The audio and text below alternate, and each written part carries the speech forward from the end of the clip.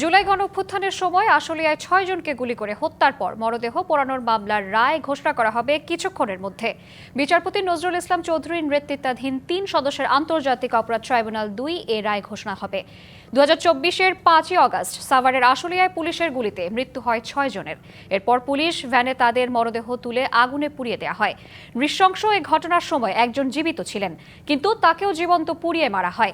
এ ঘটনায় মানবতা বিরোধী অপরাধের অভিযোগে আন্তর্জাতিক অপরাধ ট্রাইব্যুনালে মামলা করা হয়।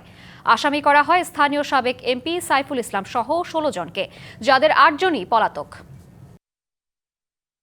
কালার এক্সপার্ট এবং মাইল্ড অন হ্যান্ডস টেকনোলজি সমৃদ্ধ অরিক্স অ্যাডভান্স ডিটারজেন্ট পাউডার আপনার লন্ড্রি এক্সপার্ট। জুলাই গণঅভ্যুত্থানের সময় আশুলিয়ায় ৬ জনকে গুলি করে হত্যার পর মরদেহ পোড়ানোর মামলার রায় ঘোষণা করা হবে কিছুক্ষণের মধ্যে, যা আদালতের অনুমতি সাপেক্ষে সরাসরি সম্প্রচার করা হবে। এই বিষয়ে বিস্তারিত জানাতে আন্তর্জাতিক অপরাধ ট্রাইব্যুনাল থেকে যুক্ত হচ্ছেন সহকর্মী মিজান আহমেদ। মিজান, রায় পড়া কখন শুরু হবে, এ ব্যাপারে কি তথ্য আছে, বিস্তারিত জানাবেন।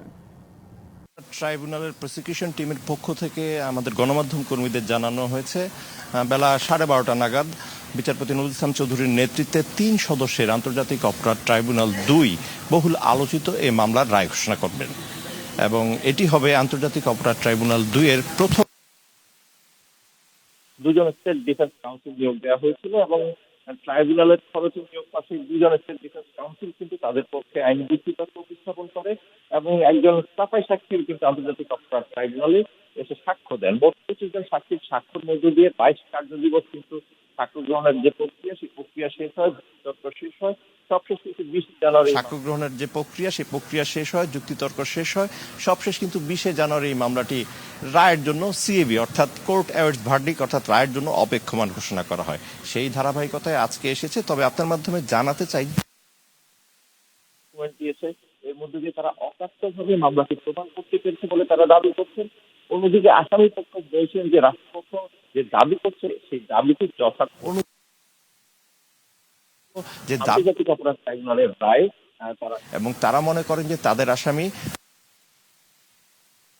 তারা ট্রাইব্যুনাল ২ সিদ্ধান্ত দিবেন কথাও কিন্তু জানিয়েছেন। সবশেষ আসলে চূড়ান্তভাবে ট্রাইব্যুনাল ২ সিদ্ধান্ত দিবেন কার ভাগ্যে কি রয়েছে, এবং তা জানার পরে কিন্তু আমরা পরবর্তী সময়ে আপনার মাধ্যমে। আপনাকে ধন্যবাদ।